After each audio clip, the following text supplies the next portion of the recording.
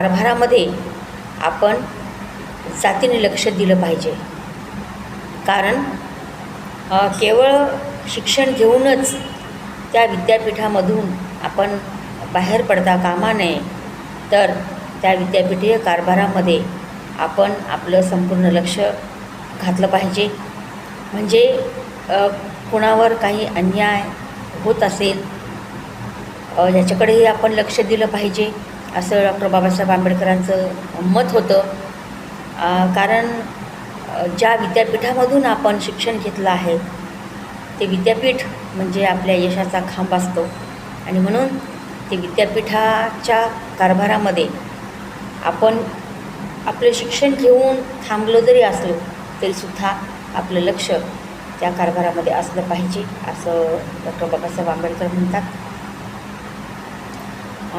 त्यांच्या मते हे सर्व विद्यार्थी एकत्रितपणे विविध समस्या, प्रश्न